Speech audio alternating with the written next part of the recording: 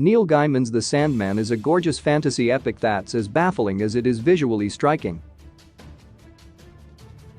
As Morpheus, Lord of Dreams, searches for his tools and rebuilds the dreaming, he comes in and out of the lives of humans and other members of the Endless, often to confusing and questionable results.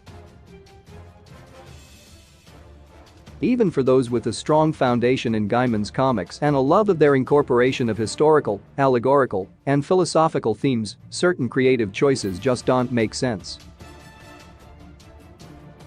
From the very beginning, issues about the passage of time, the aging of certain characters, and nonsensical plot points have the unintended result of pulling fans out of the surreal experience. As much as the series inspires ruminations about the meaning of life and the human condition, it also creates inconsistencies. The passage of time in the dreaming versus the waking world. 105 years pass between when Roderick Burgess imprisons Morpheus, one of the Sandman's most powerful characters, and when Hess finally free. In that time, Alex Burgess grows old and passes away, and most surprisingly, the dreaming crumbles into a barely recognizable wasteland. Given that Endless reside there, and a century in the human world is a blink of an eye for them, why was it so ruinous? Shouldn't time pass differently in this realm of dreams? Would century be enough for something as massive as the palace to look like a shelled monument? The entire ethereal environment looks worn, and it's difficult to reconcile with what's changed in the world humans inhabit. The aging process with the Sandman's tools, while Roderick Burgess possesses Dream's tools, including his bag of sand, his helm, and his ruby, it is said that he and all those who come to his estate enjoy youth and prosperity. Indeed, in the 10 years he keeps Morpheus below his manor, he seems not to age. Why then does his son Alex, who lives under the same roof, age 10 years? Then after Morpheus is imprisoned a total of 105 years, Alex ages slowly? After Ethel makes off with the tools, Alex proceeds to age at a normal pace. Ethel, in the meantime, has managed to age slowly over 100 years, but not because of the Sandman's tools, because of the protection amulet she wears around her neck. When she gives it to her son John, she ages rapidly and passes away. Unity was also a young girl when Dream was captured and had no magical objects around her, yet doesn't reflect, being 117 years old in appearance.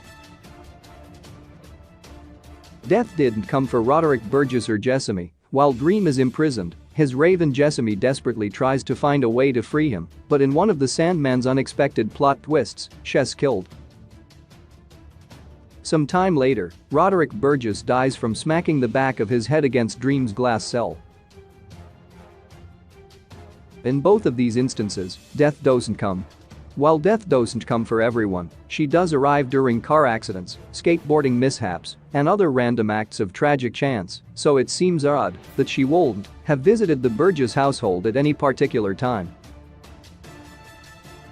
Particularly, since the seal meant to imprison her was marred. None of the Endless helped Dream is imprisoned for over 100 years, and yet in all that time, none of his siblings come to his aid. They all knew where he was, and when Hess finally returned to the dreaming, he complains of this fact to Lucien. Hess shocked to find that everyone abandoned their post, and his sibling are nowhere to be found. At the same time, it's conveyed that more than likely, he was too proud to ask for help. Morpheus is indeed prideful, and it's apparent some siblings like Desire and Despair wouldn't be interested in helping him, but it's odd that at times he seems upset that no one came to his aid, and other times shy about asking for help because he didn't want to worry them, particularly Death. It makes Morpheus come across as indecisive, a far cry from his source material. Humans interacting with members of the Endless, when Morpheus participates in Take Your Grumpy Younger Brother to Work Day, Death lets him shadow her as she performs her duties, taking the hand of humans as they pass away and escorting them to the sunless lands. When this happens to an old violinist, he doesn't seem surprised at all that two complete strangers have just walked into his living room without so much as a knock. This points to a larger problem with how humans engage with dream and death in the waking world. Sometimes they can see them, and sometimes they can't, and when it occurs in odd situations such as them entering someone's domicile, nothing is differentiated. This spawns a pattern of inconsistency that can be confusing.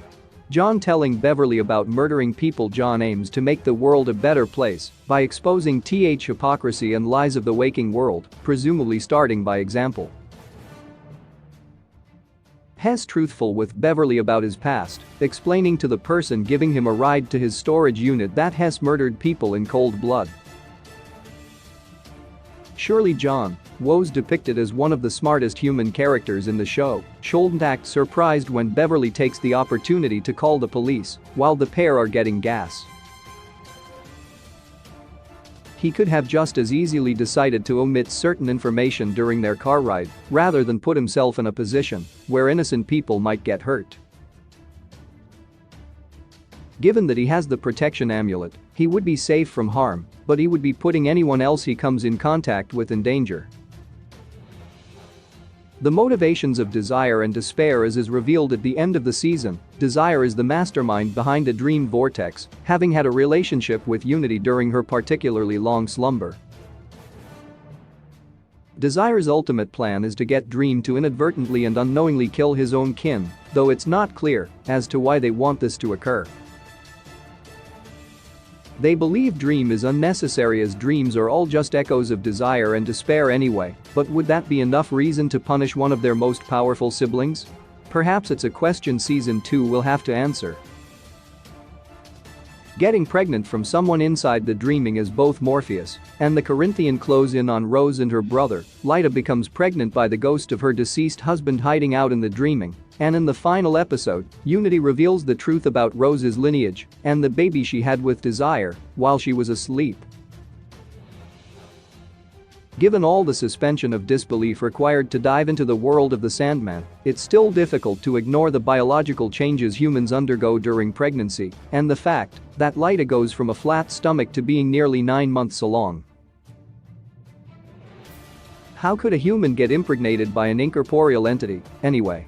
A convention of serial killers. The Corinthian makes quick work of his time in the waking world while the cat's away, creating a cult of serial killers that eventually come together at a cleverly named weekend event known as the Serial Convention. There, hundreds of serial killers talk shop and reminisce about the thrill of the hunt.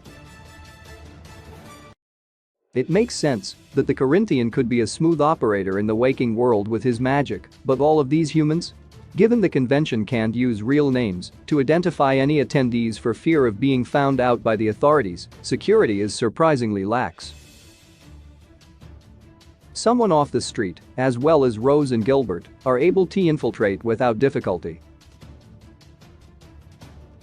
And with all the unstable guests who run the gamut of psychological stability, how is it possible that no authorities knew about it? The pacing and structure The Sandman can be viewed as 2 shows in one. And that could be because it incorporates 2 of the earliest books in the series, but it doesn't make it any less strange. The first half of the series is episodic as Morpheus searches for his tools and learns to connect more with humans in the waking world. The second half focuses almost exclusively on Rose Walker the Vortex and takes a serialized approach.